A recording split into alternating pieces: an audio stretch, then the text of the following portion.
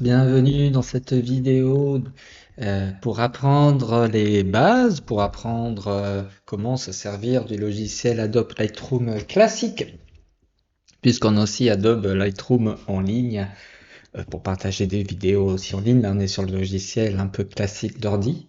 Donc, on va explorer un petit peu le logiciel. Donc ici, je suis sur l'onglet bibliothèque qu'on voit en haut à droite. On va parcourir le logiciel et éditer nos premières photos. Ok?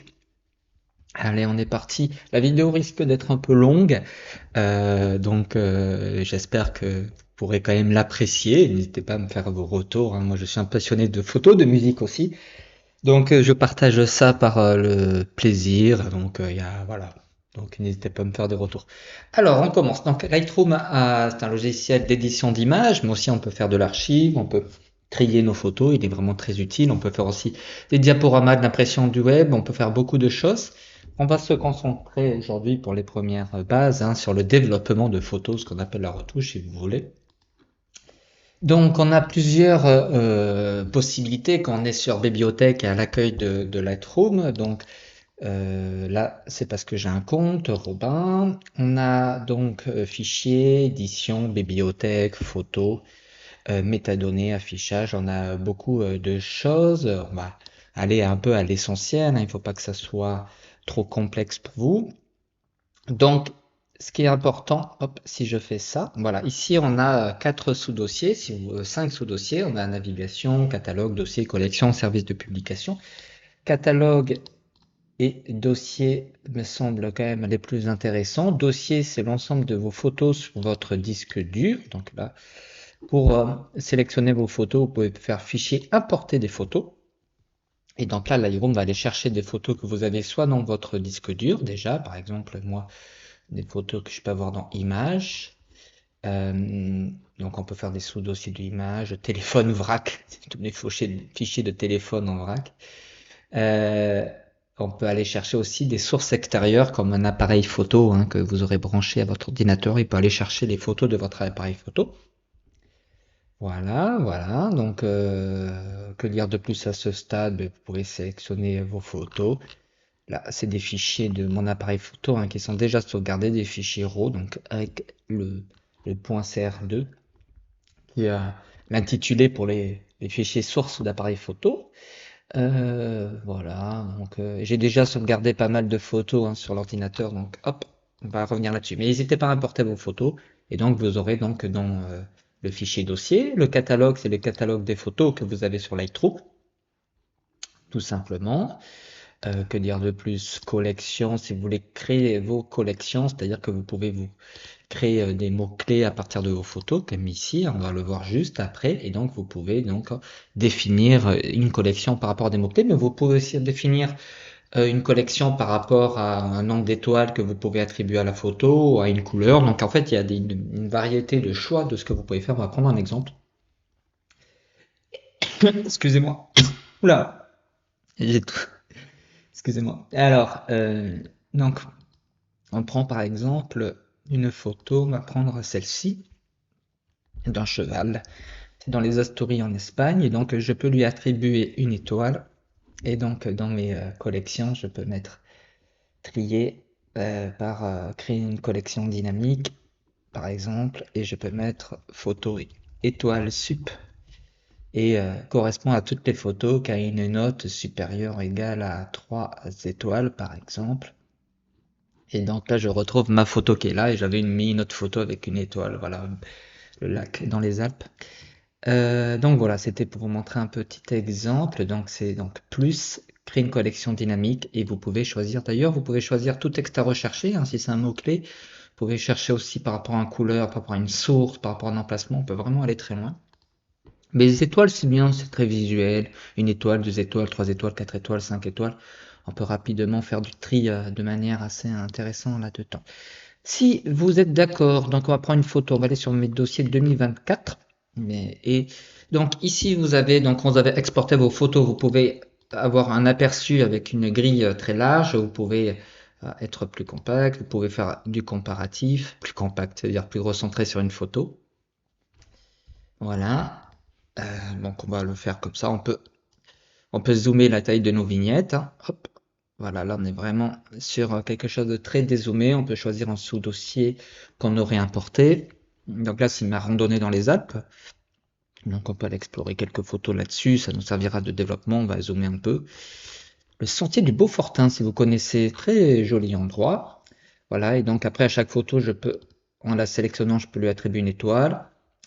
On revient sur ma liste de photos. Je peux aussi peindre avec des mots-clés. Bon. Je vous laisserai explorer tout ça. Là, vous retrouvez les photos de votre importation par rapport à votre dossier en bas, et en faisant clic droit, vous pouvez retirer la photo. Vous pouvez faire des rotations, définir une note aussi ou une marque là. Vous pouvez aussi créer une copie virtuelle, c'est-à-dire que vous créez un brouillon, enfin vous créez la même photo, mais ça fait une sorte de brouillon, ce qui est quand même très intéressant, c'est on crée une copie virtuelle, donc elle a la même photo, c'est-à-dire qu'on peut agir sur la photo auquel on a créé la copie virtuelle. Notre photo initiale ne subira pas les modifications, donc ça c'est intéressant, on peut retirer la copie virtuelle. Voilà, que vous dire de plus sur cette page bibliothèque d'origine, que quand on sélectionne une photo, par exemple celle-ci, c'est le lac, je sais plus quel lac c'est à côté du refuge de la Cour, bon, bref, sentier du Beaufortin comme d'hab. Donc on voit l'histogramme de la photo, on peut faire un développement rapide. Mais moi, on va pas faire développement rapide, c'est pas le but. On peut entrer des mots-clés, randonnée, hiking, paysage, Savoie. C'est-à-dire qu'on pourra faire des recherches par mots-clés après. C'est toujours dans collection, hein. Collection dynamique, créer une collection dynamique, hop, tout texte à rechercher contient Savoie créé. Et donc là, on aura une collection avec tous les photos.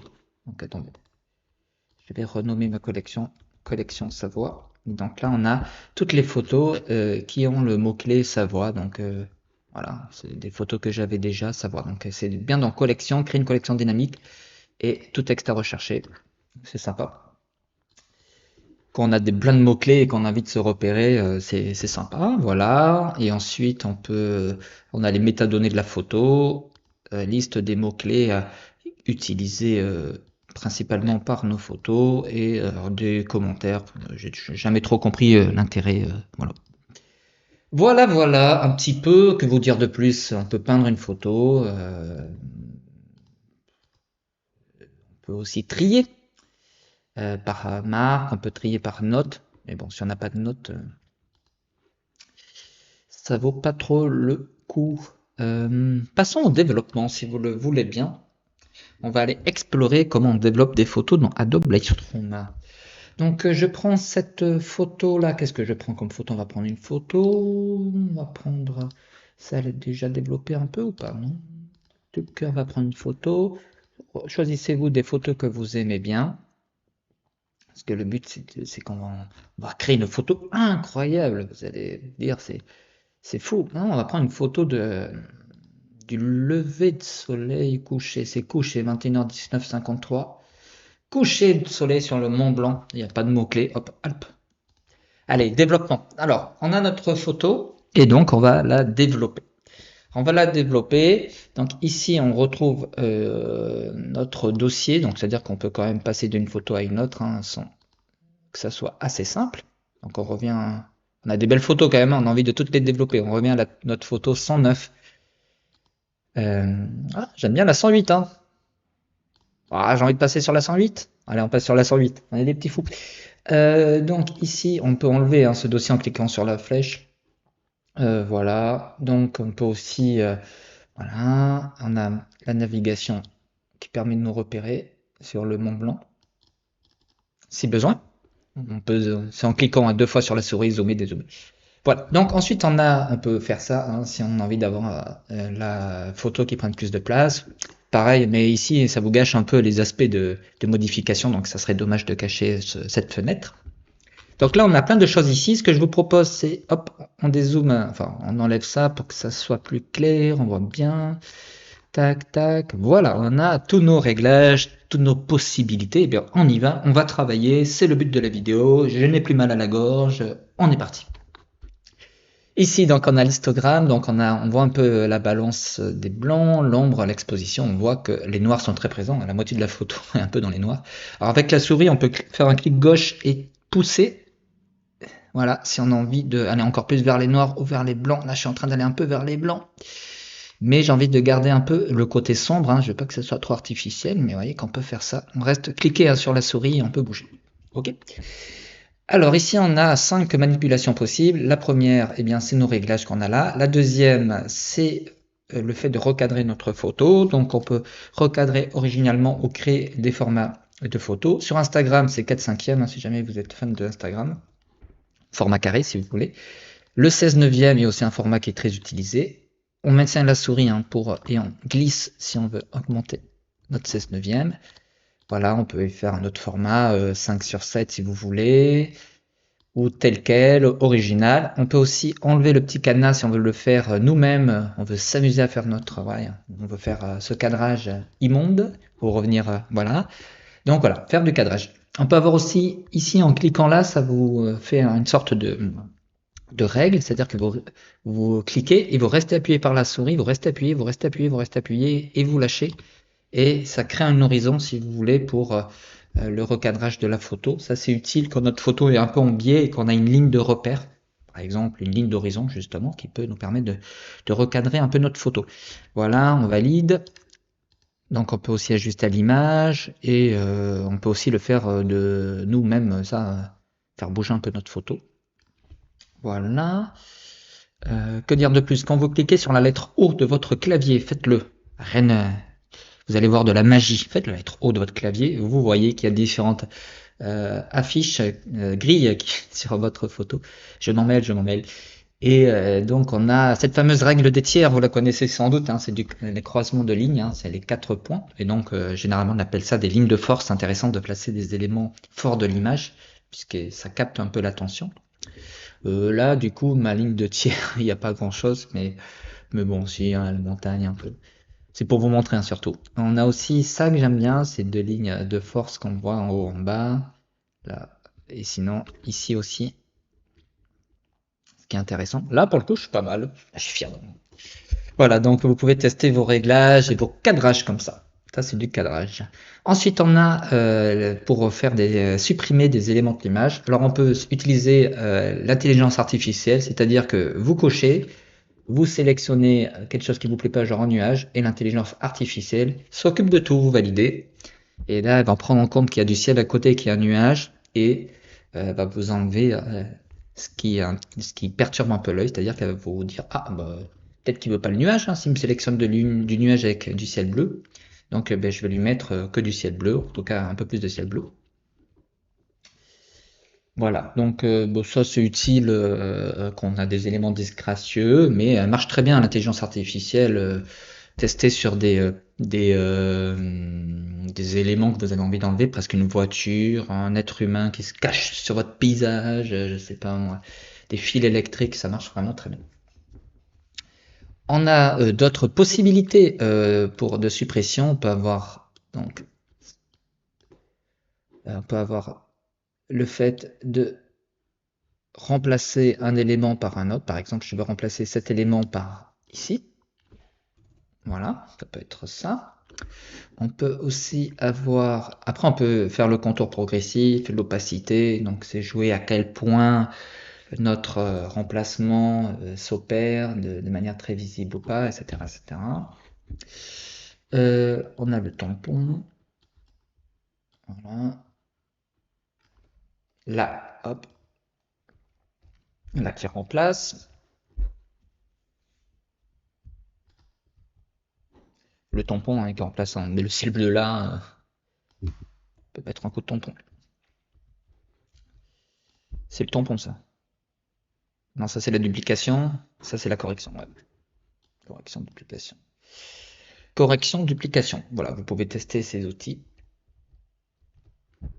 Faire attention à pas trop en faire non plus. On n'est que sur Lightroom, on n'est pas sur Photoshop non plus. Mais c'est des outils, on met du contour progressif avec le tampon. Voilà, on dit que voilà, on peut. Après, on peut. Regardez-moi.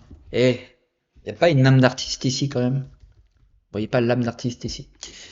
Voilà. Et là, on peut afficher les défauts si vous voulez. C'est quand même intéressant. Ça permet de travailler. Donc là, on va regarder. On voit qu'il y a la station de ski. Donc ça permet aussi de travailler d'une autre manière qui est toujours intéressant. Ok? Mais c'est vrai qu'aujourd'hui, l'intelligence artificielle est tellement impressionnante. Moi, je trouve que c'est impressionnant que je me sers presque que de ça pour corriger les petits éléments disgracieux d'une image. Voilà. Ensuite, on a la correction des œufs rouges, on n'a pas d'humain, et puis on a nos filtres qui vont concerner nos filtres ou notre pinceau qui concerne une partie ou un tout de l'image. Donc là, on peut sélectionner un sujet, mais il n'y a pas de sujet. On peut sélectionner un ciel, on a un ciel. Détection du ciel, donc là, il va détecter le ciel, voilà, et on peut modifier après le ciel. Voilà, voilà une photo réaliste comme on aime, parce qu'on a augmenté l'exposition de notre ciel.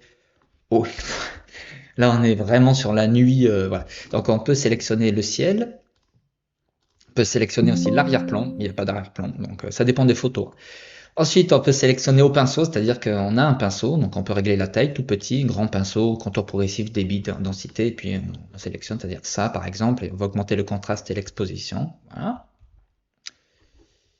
Faut faire attention avec le pinceau. On peut aussi avoir, qu'est-ce qu'on a d'autre? Le pinceau, c'est bon, hein? Oh non, non, non, non, qu'est-ce que j'ai fait comme bêtise, hein? Je suis toujours au pinceau? Je suis toujours un masque. Supprimer. Supprimer. Plus. Donc on a fait le pinceau, on va faire le dégradé linéaire. Donc le dégradé linéaire, vous appuyez, il vous restez appuyé et ça prend une partie ou un tout de l'image. Voilà, pour faire le tour. Si vous faites le dégradé, voilà, vous l'étirez, ça sera un peu plus diffus. Si vous ne l'étirez pas, bah, il va être plus compact, hein. Et donc là, sur cette partie de l'image, voilà, on peut faire un dégradé. Et voilà, si on le fait un peu plus diffus, tac, on prend et on tire. Voilà, c'est un peu plus diffus. Pas obligé de mettre l'exposition à fond, mais voilà, vous mettez l'exposition un peu forte. Voilà, vous pouvez créer un dégradé où on voit qu'il y a un peu plus de lumière. Hop, voilà, comme ça. Regardez, je vais laisser mon dégradé. Ouais, je vais mettre léger. Voilà, léger. Il y a un dégradé qui est léger. Alors, petite astuce de dégradé, hein, vous pouvez faire un dégradé hors photo. Regardez, je fais juste ça et je suis hors photo. Vous allez me dire à quoi ça sert. Et ensuite, j'étire sur la photo et mon premier point est hors photo. Ça permet vraiment de travailler sur une partie presque à l'extérieur de la photo, comme s'il y avait une lumière qui venait hors de la photo et qui arrive un peu sur le côté de la photo, par exemple, en termes d'exposition, hein. Regardez, voyez, ça peut être sympa. On peut créer des choses comme ça en termes d'exposition. Voilà, c'est les astuces de Robin, ça. Ensuite, on peut créer un filtre radial qui est là, un peu comme un peu comme le filtre linéaire, mais cette fois plutôt à la forme d'un cercle. Et pareil, ça peut être diffus ou très concentré. Si je fais les ombres, voilà. Là, ça peut être très concentré ou très diffus. Et là, c'est vraiment pour localiser des zones un peu spécifiques. Ou par exemple, regardez sur une montagne, on peut se dire qu'on a envie que ça soit un peu plus impactant, la chaîne de montagne un peu plus claire. Donc on peut se dire, je vais faire mon filtre un peu plus sur ma chaîne de montagne, pas tant au niveau de l'exposition, mais peut-être un peu plus impactant. On va voir après, hein, la clarté. Voilà, regardez, un peu plus impactant sans faire trop, hein, faut pas en faire trop non plus.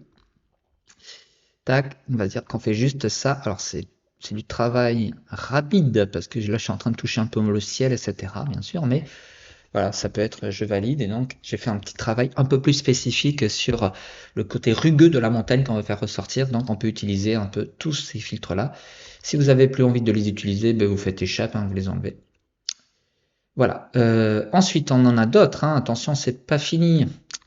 C'est pas fini, messieurs dames. On a donc plus la plage de couleurs, ça veut dire qu'on va choisir une couleur de la photo et donc on pourra agir autour de cette plage de couleurs. Par exemple, ici le bleu. On peut affiner le bleu.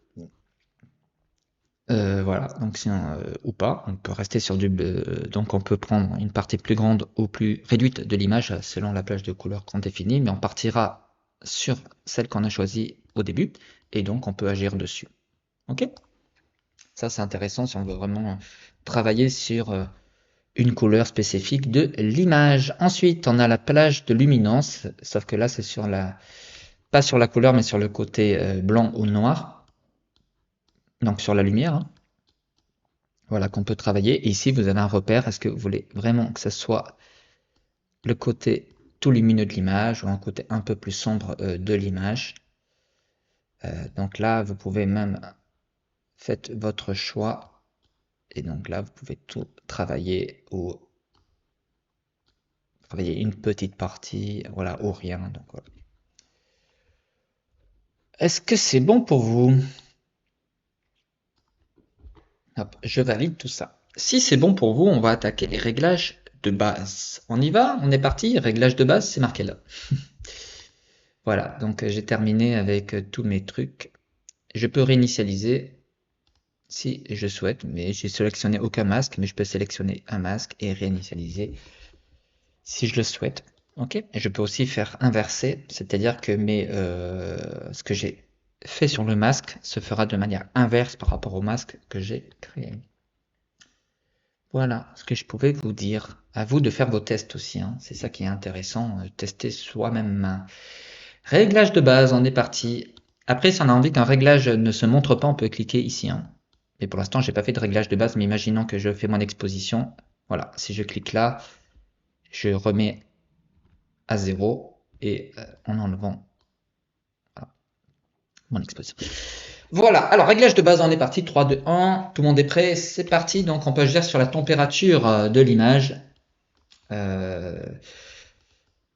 Donc si c'est plutôt chaud, si c'est plutôt froid, attendez que ça arrive, l'image. Ça a pris dans le volet navigation, ça n'a pas pris encore sur. Je suis allé trop vite. Je suis allé trop vite pour le logiciel. Voilà, c'est bon, c'est bon, c'est bon, c'est bon. J'étais allé trop vite pour le logiciel. Alors, donc vous voyez qu'on peut ajuster sur le côté balance des blancs, hein. Bébé, c'est balance des blancs. D'ailleurs, la balance des blancs, on peut la travailler, auto, lumière naturelle, etc., telle quelle. Je reste à telle quelle et je vais travailler un peu, si on veut plutôt un côté chaleureux ou froid, entre guillemets. Voilà, on va rester un. Je suis toujours partisan d'un équilibre, hein, ni trop chaud ni trop froid. On peut travailler sur la nuance aussi, un peu plus vert, un peu plus dans le ton violet. On va rester un peu comme ça. Ok? Après, on peut faire un sélecteur de balance des blancs et la balance des blancs peut s'adapter par rapport à une couleur qu'on souhaite neutre dans la photo. C'est plutôt du gris. Ici, on n'a pas de couleur hyper neutre. Donc, quoique ici peut-être. On voit dans la fenêtre navigation ce que ça va donner. Peut-être ici, vous voyez.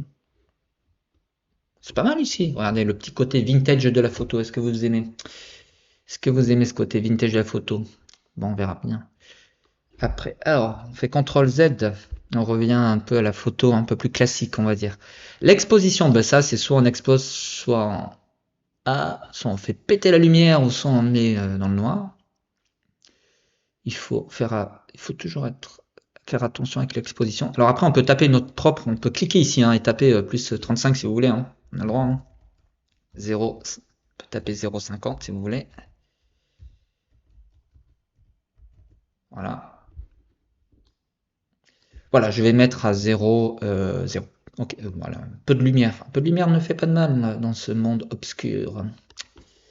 Voilà. Je dis beaucoup de choses qui n'ont pas de sens, hein, ne faites pas attention. Contraste, donc là on peut gérer le contraste. Le petit conseil que je peux donner, c'est que si on ne sait pas trop comment utiliser un outil de réglage, on peut aller soit à fond, soit pas du tout à fond. Comme ça on voit un peu vraiment ce que ça impacte sur la photo. Donc là le contraste, pas trop. Moi ce que j'aime bien c'est garder un peu quand même le sombre de ma photo. Je vais pas trop mettre de contraste. Haute lumière. Alors les hautes lumières, on est plutôt. C'est pas autant au niveau de l'exposition. Regardez bien la différence entre haute lumière et exposition. Hein. L'exposition concerne vraiment toute la photo. Les hautes lumières va augmenter encore plus les lumières, ce qui est peut-être pas idéal ici. Si. Ouais, non, ça fait un peu sombre le ciel, haute lumière. On va le laisser un peu. Il y a beaucoup de photographes qui enlèvent toujours les hautes lumières. Je vois souvent sur des tutos. Mais en vrai, ça dépend de chaque photo. Hein. Faut pas en faire une règle. Non, franchement.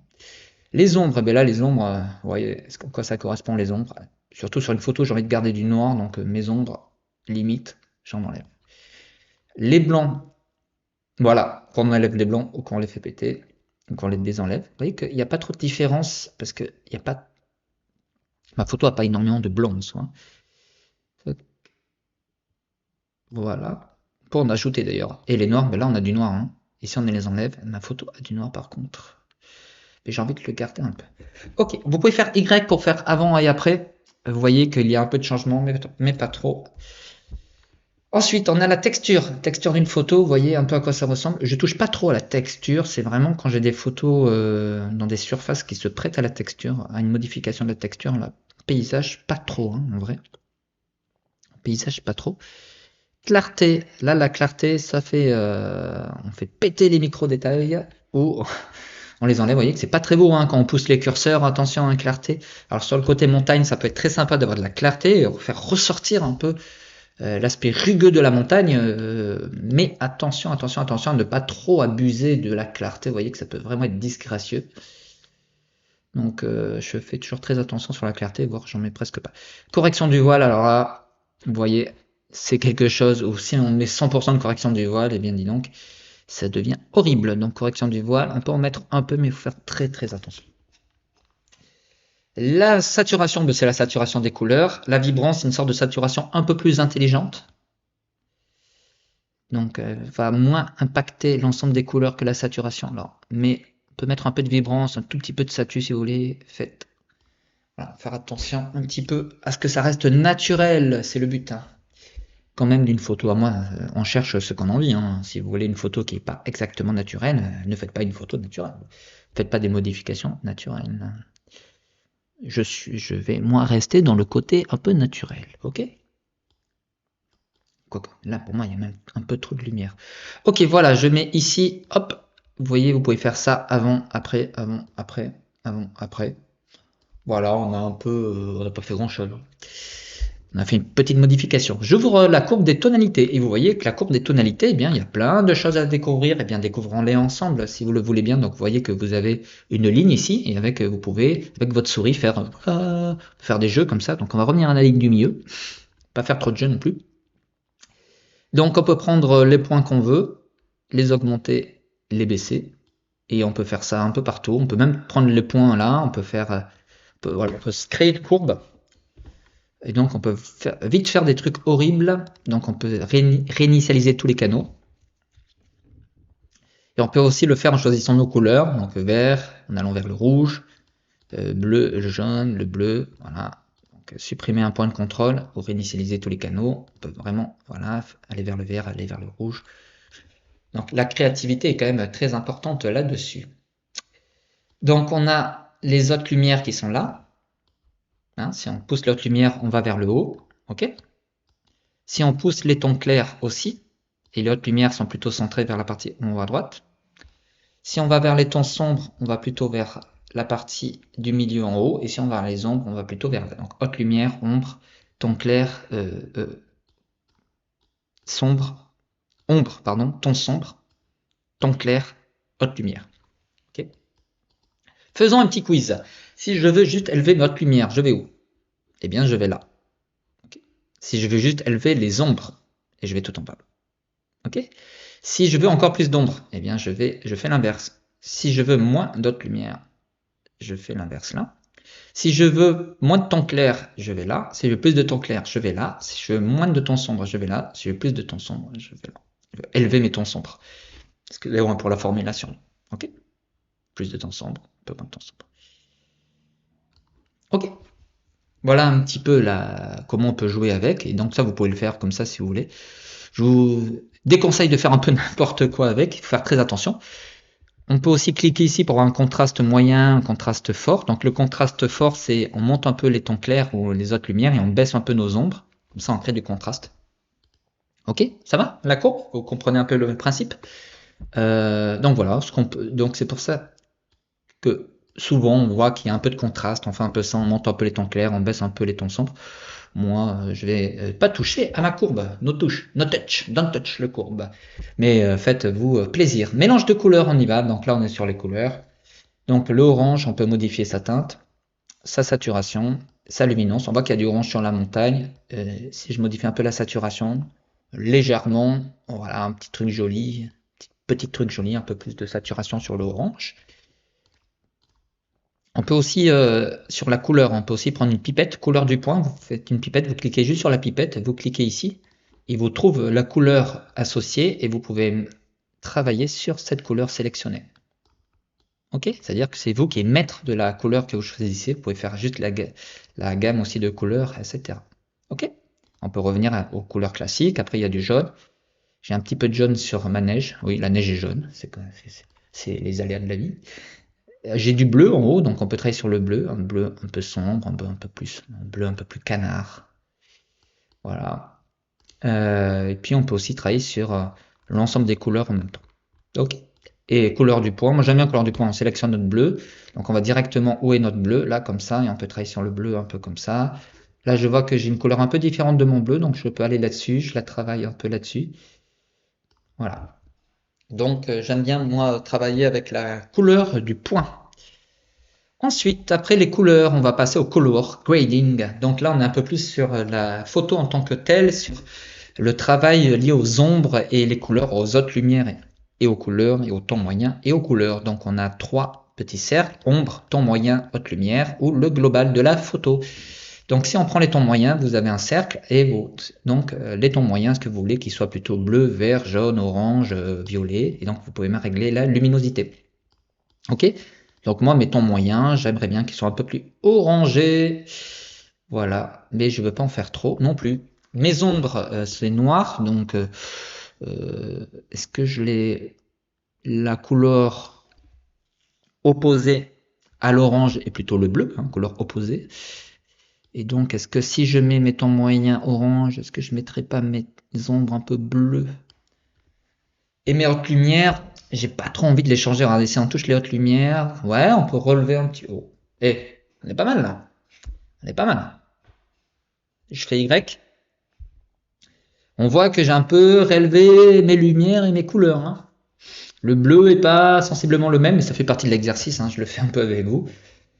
Voilà. Ensuite, on peut faire la fusion. La fusion, c'est-à-dire, est-ce qu'on va plutôt vers le côté chaleureux ou le côté un peu plus froid?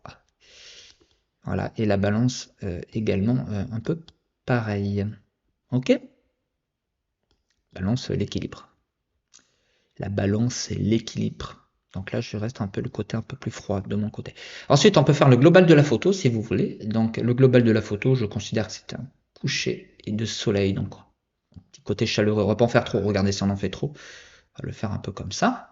Avec une luminance. Pas trop de luminance non plus. J'enlève même un peu de luminosité. Voilà, je fais Y. Avant, après. Bon, ça va, c'est correct. Hop, j'enlève mon color grading. Et même on peut cliquer ici. Avant, après, avant, après, avant, après. Et on voit que j'ai un peu adouci les couleurs, un peu plus orange, un peu plus, on tend un peu vers le violet, bon. Un peu plus doux on va dire. Ensuite détails. Donc les détails, on est un peu plus sur le gain, sur la netteté de l'image. On peut réduire le bruit avec l'intelligence artificielle, mais ça me fait planter à chaque fois le logiciel. Donc on peut réduire le bruit de manière un peu manuelle. Donc on a plusieurs choses. On peut faire du gain. Si on fait du gain, je ne sais pas si vous le voyez de manière nette, regardez. Quand j'enlève et que je mets à fond, donc moi le gain, on en met légèrement, le rayon, le détail du gain et le masquage. Ok. Voilà. Ensuite, réduire manuellement le bruit, on peut le faire avec couleur, contraste. Je ne suis pas un spécialiste de ça. Et oui, vous avez affaire à vous un passionné qui n'est pas spécialiste de la réduction manuelle de bruit. Aïe aïe aïe, je vais me faire tirer les cheveux, mais je vous invite du coup à faire des tests. En fait, je m'en sers assez peu de ces options, à part vraiment quand en fait, je zoome et je regarde un peu le gain, comment je peux travailler là-dessus. Vous voyez, hein, luminance. Hein. Alors la luminance, oui, hein, ça, on voit bien que regardez un peu les effets de la luminance, ça, oui. D'ailleurs, je m'en sers très peu. Détail, contraste, mais je m'en sers assez peu de tout ça. Hein, je laisse toujours un peu là. En fait, j'utilise pas mal masquage, rayon, détail et gain, sans que ça soit, pour que ça soit visuellement agréable, sans faire trop. Voilà. Vous regarderez sur vos photos. Correction de l'objectif, aberration chromatique, profil de correction, ça par rapport à l'appareil photo que vous avez, donc c'est toujours intéressant de le mettre. Ça peut enlever de la distorsion et du vignettage. Vous pouvez laisser à des valeurs à 100 ou augmenter toutes les valeurs si vous voulez vraiment aller à fond. Mais je vous conseille de supprimer l'aberration chromatique et le profil de correction, c'est intéressant. Ok, par rapport à vos objectifs. Ensuite, transformation. Là, c'est quand on veut transformer vraiment notre photo, pas tant sur du cadrage, on est un peu sur la transformation. On peut faire de vertical, horizontal. Ça, c'est intéressant pour des monuments, par exemple. On peut mettre des repères. Avec repères, ça veut dire que vous pouvez faire tracer des traits. Et donc, en fonction de ça, sa photo se cale par rapport à votre trait. On peut faire un peu de création ici. Et puis, on peut faire aussi des échelles comme ça. Voilà. Moi, je m'en sers quasiment jamais en vrai. Hein. Les aspects pour la montagne, peut-être, on peut voilà, assouplir. Pour les montagnes, peut-être, les aspects, donner un petit aspect, mais ça ne parle pas trop, ces options, en vrai. Voilà, donc je le fais assez peu. Ok. Flou de l'objectif. Est-ce qu'on veut du flou? On peut analyser. Ça, je le fais quasiment jamais aussi. Donc, vous de voir, vous pouvez tester si ça vous intéresse de mettre du flou. Ça fait un peu mal aux yeux. Hein. Après, ça peut être intéressant quand on veut créer un bokeh. Alors là, du coup, c'est pas tant l'objectif et ma photo qui est adapté à ça, hein, le bokeh. C'est qu'on a un peu de lumière qui diffuse derrière un sujet qu'on capte. C'est très joli. Voilà. Après, on peut mettre des effets. Là, c'est sur le gain. Alors, si vous faites péter le gain, je vous conseille de mettre du contour progressif pour pas que ça soit trop fort. Vous pouvez arrondir, voilà, jouer avec le milieu. Si vous mettez un gain comme ça. Regardez, si on mettait un peu de gain et qu'on arrondit, on met milieu comme ça, arrondi. Ouais, on voit qu'il y a du gain, mais voilà, on peut créer des effets, voilà, vous pouvez vous faire plaisir. On peut faire priorité haute lumière, on peut faire priorité couleur, pour savoir un peu sur incrustation de peinture. Voilà, regardez-moi cette magnifique photo. Et on a fait ça avec Adobe Lightroom. Hein. Oh, j'ai envie de rester comme ça, c'est incroyable. L'œil sur la montagne, l'œil sur le Mont Blanc. Voilà, donc vous voyez qu'on peut s'amuser. Donc priorité, on va revenir au milieu, gain, voilà, gain quasiment rien.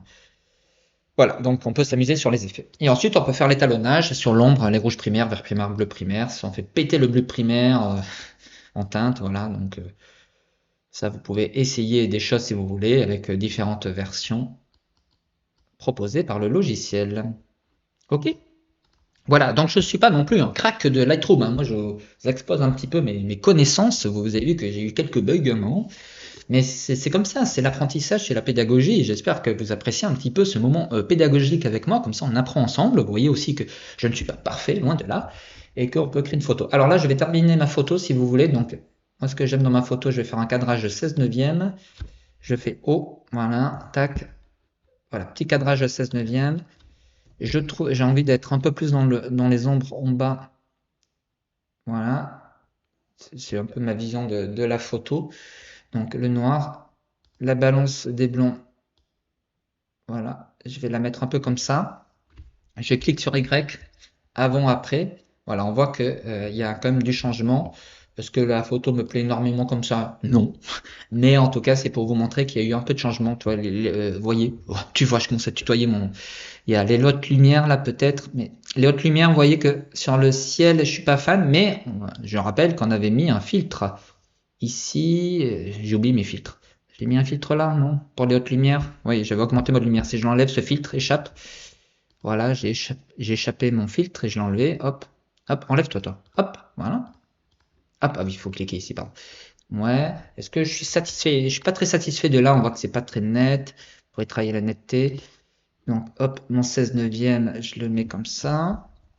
Ça fait beaucoup de sombre. Ah, est-ce que je passerais pas un format carré, par exemple, comme sur Instagram 4/5e, en enlevant ici? Est-ce que en enlevant un petit peu ici? Est-ce que mais hop. Et oui, pourquoi pas? Peut-être que c'était comme ça qui est peut-être plus intéressant ma photo, comme ça. Est-ce qu'on ne mettrait pas un peu comme ça? On mettrait ici dans l'angle, là, vous voyez, le petit col, je peux peut-être en col. Et ici, on voit aussi qu'il y a un petit, ça m'a l'air pas mal comme ça. Ça m'a l'air pas mal comme ça. Bah voilà, quand c'est pas mal, ils veulent pas prendre le logiciel. Hop, je décale un peu. Ouais, bon, c'est pas parfait, hein. Bon, faut voir, avant, après. Bon. Bon voilà, on va arrêter là, c'était pour vous montrer un peu. Carte, livre, diaporama, impression web, je m'en sers pas trop. Ah si, on va pas arrêter là du tout, il faut exporter la photo. Donc vous allez dans Fichier, et vous allez dans exporter. Alors vous pouvez exporter,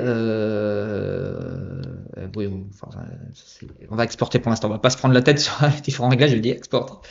Vous pouvez choisir un dossier spécifique, donc sélectionner, donc bureau, image, etc. Vous pouvez avoir le nom d'une image qui se crée, ou sinon vous pouvez renommer en nom personnalisé, et vous mettez votre nom, ou sinon vous pouvez faire nom du fichier, date du fichier, donc vous avez beaucoup d'options. Ensuite, si une photo vous plaît, vous pouvez faire clic droit sur la photo, vous pouvez travailler sur, vous pouvez ajouter, modifier, vous pouvez modifier dans Photoshop d'ailleurs, ça c'est important.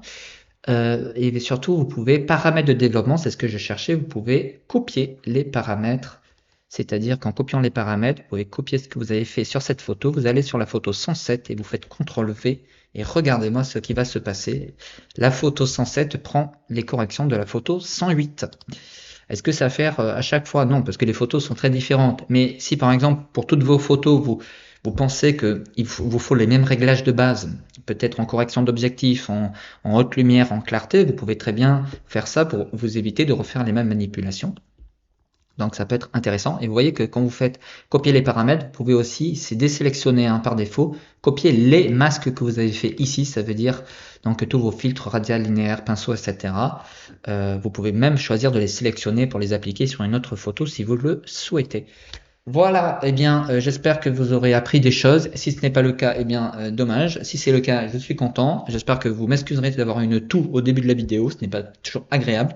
Et puis, je vous souhaite du bon travail sur Adobe Lightroom. Pour moi, un des meilleurs logiciels, si ce n'est le meilleur. Après, la petite chose que je suis pas content avec Adobe Lightroom, évidemment, c'est les abonnements pour l'utiliser, puisqu'avant, on avait la version qu'on pouvait acheter définitivement aujourd'hui. Attends, il faudrait que je revérifie si on peut avoir cette version-là. Je crois qu'on passe que par de l'abonnement aujourd'hui. Je revérifierai, mais en tout cas, Adobe a une politique d'abonnement. Et écoutez, c'est un peu l'ère actuelle, hein. Il faut s'abonner un peu à beaucoup de choses en ce moment. Voilà.